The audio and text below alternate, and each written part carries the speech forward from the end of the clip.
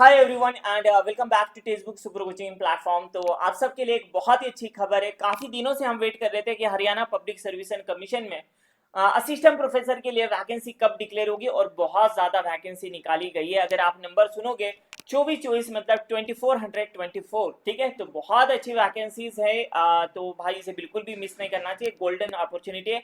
काफी सालों के बाद में ये वैकेंसीज निकाली गई है। एडवर्टाइजमेंट नंबर आपको नजर आ रहा होगा, आप नोट डाउन कर लेना, बाद में आप इसे डिटेल में ये जो नोटिस है इसे आप पढ़ सकते हैं।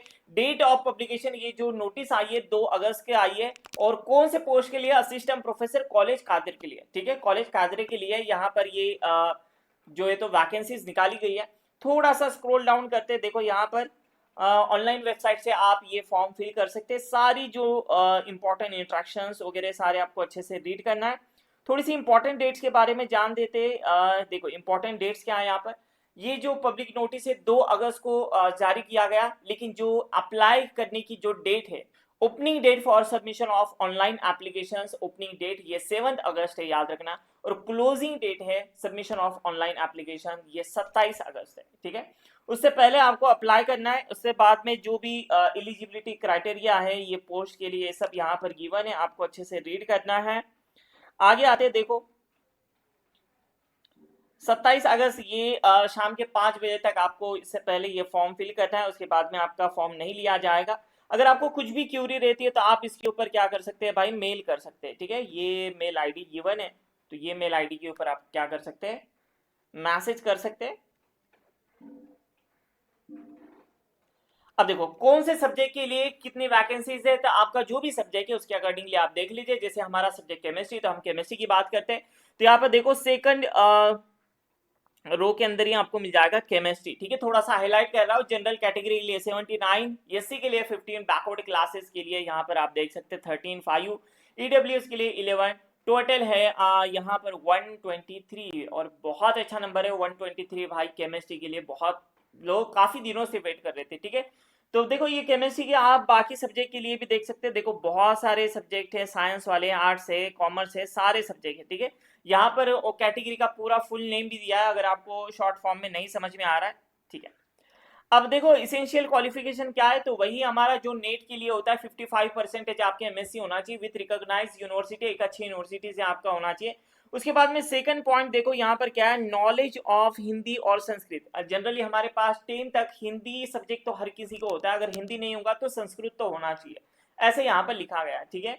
उसके बाद में जो भी आपके पास नेशनल एलिजिबिलिटी टेस्ट, जैसे नेट है, सेट है, अगर हरियाणा का सेट है तो सेट भी चल जाएगा। अगर ये एनईटी है, नेट है, ठीक है, या फिर नेट जीआरएफ है, तो फिर आप अप्लीकेबल हो। गेट नहीं चलेगा यहाँ पर, सिर्फ नेट और सेट चलेगा। सेट कौन सा चलेगा? हरियाणा, हरियाणा वाला, ठीक है। और नेट तो भाई ऑल इंडिया चलता है। अगर ये नहीं है तो आपके पास पीएचडी होना चाहिए। पीएचडी एक अच्छे यूनिवर्सिटी से आपके पास पीएचडी होना चाहिए। इसके जो भी रूल्स है ये अच्छे से पढ़ लेना। उसके बाद में जो इंपॉर्टेंट चीजें वो मैं बताता आपको, ठीक है। ये आर्ट्स वगैरह के लिए अलग है, हमारा साइंस है भाई। ये पूरी नोटिफिकेशन मैं आपको टेलीग्राम ग्रुप के ऊपर सेंड कर दूंगा, अरफाज सर टेक्स्ट बुक, ऐसे आप सर्च करोगे तो आपको ये पूरी नोटिफिकेशन मिल जाएगी, ठीक है। पूरी जो नोटिस है ये अच्छे से मिल जाएगी।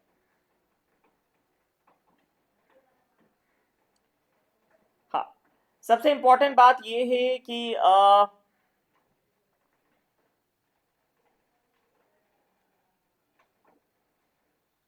हाँ, यहाँ पर आपकी एग्जाम होने वाली है, ठीक है। जब भी आप अप्लाई करोगे, क्योंकि बहुत सारे बच्चे ये फॉर्म को फिल करेंगे, क्योंकि 2424 ये वैकेंसीज हैं। तो यहाँ पर ये पैटर्न क्या रहेगा एग्जाम का, इसके ऊपर बात करेंगे। स्क्रीनिंग टेस्ट रहेगा। तो यहाँ पर टोटल नंबर ऑफ एमसीक्यूज की अगर मैं बात करूँ तो 100 एमसीक्यूज, जैसे हम नेट के लिए देखते हैं, सेम इसी तरीके से ये एमसीक्यू रहेगी उसी पैटर्न के ऊपर, ठीक है। तो अगर आपका नेट का भी पढ़ाई हो चुकी है, नेट और सेट का, तो आप अच्छा खासा स्कोर कर सकते हो। टाइम देखना, यहाँ पर 2 घंटे है सिर्फ, ठीक है। मतलब 120 मिनट से तो 100 क्वेश्चन के लिए 120 मिनट, तो हम लगभग अप्रोक्सीमेटली हम पकड़ कर चल सकते हैं यहाँ पर कि एक क्वेश्चन के लिए 1 मिनट, बाकी 20 क्वेश्चन हम 20 जो मिनट है हम सोच सकते हैं कि भाई क्रॉस चेक के लिए वगैरह हमारे चले जाएंगे।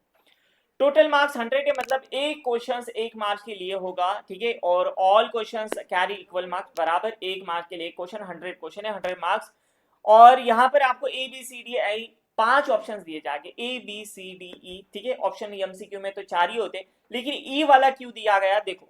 अब जैसे आपका क्वेश्चन से A B C D E, A B C D, ठीक है, 4 ऑप्शन से आप कोई भी एक ऑप्शन सही करेंगे, मतलब जो भी है अप्रोप्रिएट आंसर जो आपको लग रहा है आप उसे टिक करेंगे, सर्कल करना है, जैसे सेट के अंदर आप करते हो ना, जो OMR शीट होते हैं उसे डार्क सर्कल किया जाता है, ठीक है। वहां पर आप क्या करोगे, डार्क सर्कल करोगे ए बी सी डी। अगर आपको आंसर नहीं आ रहा है, ठीक है, अगर आपको आंसर नहीं आ रहा है तो फिर आपको क्या करना है, ई सर्कल को डार्क करना है। मान लो आपको आपने क्वेश्चंस देखा और आपको ए बी सी डी इसमें से कोई भी आंसर श्योर नहीं लग रहा है और आपको ये क्वेश्चन ही सॉल्व नहीं करना है, तो फिर आपको क्या करना है, ई सर्कल करना है, ठीक है।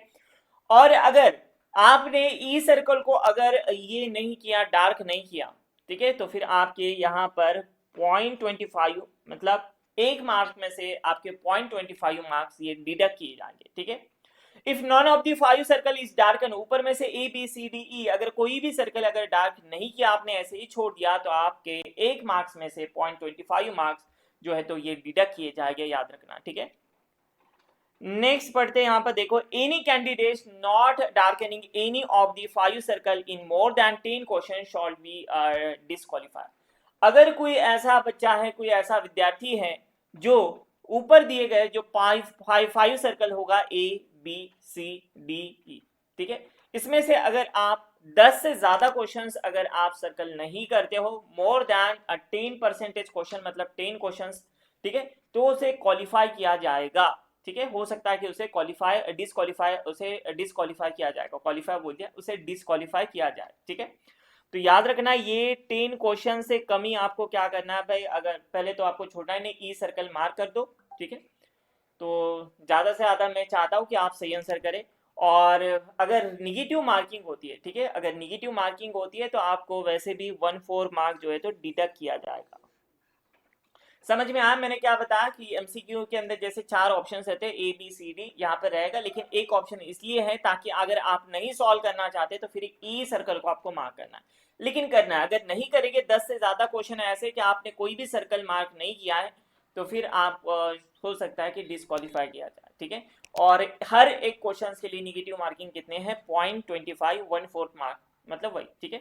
और जो हमारा केमिस्ट्री का पेपर है आप देख सकते हैं यहाँ पर, ये इंग्लिश लैंग्वेज में होने वाला है, यहाँ पर केमिस्ट्री की मैं बात कर रहा हूँ स्पेशली, बाकी सब्जेक्ट के लिए आप देख सकते हैं, ठीक है। जैसे बायो लैंग्वेज के लिए इंग्लिश, हिंदी लैंग्वेज, ये कॉमर्स, बाकी सारे सब्जेक्ट के लिए, हमारे साइंस के लिए जो बॉटनी, उसके बाद में लैब साइंस वगैरह जो है वो सब के लिए हमारी क्या होंगी भाई, इंग्लिश लैंग्वेज होने वाली है। अब देखो यहाँ पर जो है इन्होंने बताया कि इसका सिलेक्शन क्राइटेरिया क्या होगा, तो जो भी कैंडिडेट्स है इसके 4 टाइम्स जितने भी पोस्ट है, ठीक है, जितने भी पोस्ट है, जैसे 24 है, इसके 4 टाइम्स कैंडिडेट को, यहाँ पर देखो, candidate 4 time the number of advertise post included bracket candidate if any will be called for the next stage. इसमें से जो इंटू 4 होगा उन्हें किसके लिए बुलाया जाएगा, नेक्स्ट स्टेज के सिलेक्शन प्रोसेस। एग्जाम अगर आपने दे दिया, अगर आपको अच्छे मार्क्स हो गए, मिल गए, तो ये आपका सिलेक्शन हुआ ऐसा जरूरी नहीं है, ठीक है। जितने भी है बस अच्छे मार्क्स होंगे तो आपकी रैंक अच्छी रहेगी और आपको नेक्स्ट स्टेज के लिए बुलाया जाएगा, वही है, ठीक है। इंटू 4 कर दीजिए, मतलब कुछ हो जाएगा आपका 9,000 या 8,000 के समथिंग, ठीक है। आगे देखते हैं यहाँ पर, ठीक है। अब यहाँ पर देखो क्या दिया है, in cases where the total number of applicant is less और nearly 4 times the number of advertise post, the commission reserve its right to call the candidate directly for subject knowledge test. अगर ऐसा होता है कि बच्चे ने कम form किए, इतने कैंडिडेट्स ही नहीं है कि वो 4 टाइम्स इतना मल्टीप्लाई कर रहा है, मतलब 24 को इंटू मल्टीपल 4, ठीक है, इतने कैंडिडेट्स आपके पास नहीं या फिर उससे कम है, तो इनके पास पूरी अथॉरिटी है कि डायरेक्टली इंटरव्यू के लिए इन्हें बुला सकते हैं, ठीक है। सेकंड स्टेज पे ना देते हैं और डायरेक्टली ये सब्जेक्ट इंटरव्यू के लिए बुला सकते हैं, ठीक है। The marks obtained by the candidates in the screening stage will not be counted for final selection। एक बार आप का मतलब पहली स्टेज हो गई, मतलब स्क्रीनिंग टेस्ट हो गई, तो फिर वो मार्क्स की कुछ वैल्यू नहीं होगी, उसका कुछ भी रोल नहीं है आपके फाइनल जो इंटरव्यू होगा उसमें, ठीक है। उसके ऊपर जो भी सवाल आपको पूछे आएंगे उसी के ऊपर सारा डिपेंड करेगा। आप ये नहीं बोल सकते कि मुझे टेस्ट के अंदर इतने अच्छे क्वेश्चंस थे, यहाँ पर इंटरव्यू खराब गया तो इसीलिए मेरा सिलेक्शन होना चाहिए, नहीं। वो टेस्ट के मार्क्स चले गए, उसका फिर अब इंटरव्यू के ऊपर कोई असर नहीं पड़ेगा, ठीक है। ये यहाँ पर उन्होंने साफ तौर से बताया गया है। सब्जेक्ट नॉलेज टेस्ट देखो यहाँ पर, time of duration of exam, ठीक है, 3 आवर्स। जो भी सब्जेक्ट नॉलेज टेस्ट होगी आपकी लास्ट वाली जो लास्ट स्टेज जिसे हम बोल सकते हैं, time duration of exam 3 hours, total marks 150 हो गए यहाँ पर। The medium of examination will be under, ठीक है, only in English language for botany, computer science और केमिस्ट्री। तो ये देखो, ठीक है। पहले जो स्क्रीनिंग टेस्ट है वो अलग है, ये सब्जेक्ट नॉलेज टेस्ट अलग है। जब आप स्क्रीनिंग टेस्ट पास हो जाते हैं, ठीक है, जब सेकंड स्टेज हो जाती है तब आपको सब्जेक्ट नॉलेज टेस्ट के लिए बुलावा आएगा, ठीक है, अगर आप सिलेक्शन हो जाता होते हो तो, सिलेक्टेड होते हो तो। फिर उसके बाद में इंटरव्यू वगैरह होगा, ठीक है। The weightage of the subject knowledge test, अगर आपको यहाँ पर 87.5 ऐसे कुछ परसेंटेज मिलता है तब आपको इंटरव्यू के लिए कॉल किया जाएगा, और इंटरव्यू के लिए बिलीव भी 12.5 इतना वेटेज दिया गया है, ठीक है। तो 87.5 परसेंटेज किसका है भाई, यहाँ पर सब्जेक्ट टेस्ट का, और 12.5, इन दोनों में आपको अच्छे मार्क्स लेने हैं, ठीक है। ये आपके लिए है। स्क्रीनिंग टेस्ट जो है वो मैटर नहीं करता, ये वाला मैटर करता है। कौन सा? Subject test, subject knowledge test, ये इंपॉर्टेंट है। जो लास्ट वाली स्टेज होगी सब्जेक्ट नॉलेज टेस्ट, और जो इंटरव्यू है, तो सब्जेक्ट नॉलेज टेस्ट में अगर अच्छे मार्क्स लेते हैं तो इंटरव्यू के लिए मुझे नहीं लगता, इंटरव्यू भी अच्छा देना चाहिए क्या। तो भाई अच्छे खासा अगर आपके साथ सब्जेक्ट नॉलेज टेस्ट हो जाती है तो फिर आपका डेफिनेटली सिलेक्शन होगा, ठीक है। अब देखो बाकी सारी चीज़ें इसमें पे स्केल वगैरह, रूल्स, एलिजिबिलिटी कंडीशन, बाकी सारी चीज़ें दी गई है। अगर आपको फिर भी अगर कुछ डाउट लगता है तो आप मुझे कमेंट बॉक्स में बता सकते हैं यहाँ पर, ठीक है। उम्मीद करते हैं कि सब लोगों को ये जानकारी बहुत अच्छी लगी होगी, और बहुत ही अच्छी खबर है आप सबके लिए। तो भाई मैं इसे टेलीग्राम ग्रुप के ऊपर आपको भेज रहा हूँ, अरफाज सर टेक्स्ट बुक, ठीक है। आपको सर्च करना है ए अरफाज सर टेक्स्ट बुक, ठीक है। और जो भी आपको क्यूरी है, ठीक है, आपको देखो डिस्क्रिप्शन में एक फॉर्म नजर आ रहा होगा, गूगल फॉर्म, ये आप सबके लिए, ठीक है। तो इसके बारे में हमने आप लोगों के लिए काफी कुछ सोच रखा, क्योंकि बहुत सारे बच्चे कमेंट कर रहे थे, ठीक है। अगर आपको थोड़ा भी कुछ क्यूरी है, अगर आपको लग रहा है, तो देखो आपको नीचे डिस्क्रिप्शन में एक फॉर्म मिल जाएगा भाई, उसे क्या करना है, आपको फिल करना है, सही है। सबसे आपसे आपकी पहली रिस्पॉन्सिबिलिटी क्या होती है कि जो नीचे दिया गया जो भी फॉर्म है, क्योंकि आप देख रहे हो कि देखो नोटिफिकेशन, ठीक है, ये जो भी नोटिस है इसके अंदर अगर आपको कुछ भी डाउट आता है, कुछ भी इंफॉर्मेशन लगती है, अब आपको मन में अलग अलग सवाल आ रहा होगा, सिर्फ सिलेबस क्या होगा इसका, इसकी कैसी पढ़ाई करना चाहिए, क्या नेट का और इसका पैटर्न बिल्कुल सेम होगा, ठीक है, या फिर नेट के लेवल के क्वेश्चन आएंगे या फिर सेट के लेवल के। तो सारी चीजें आपको यहाँ पर सीखने मिलेगी। तो बस आपका अब काम क्या है कि डिस्क्रिप्शन में दिए गए गूगल फॉर्म को फिल करें, जो भी आपके डाउट है वो हमसे पूछे, हम आपसे जरूर कनेक्ट करेंगे, ठीक है। चलो,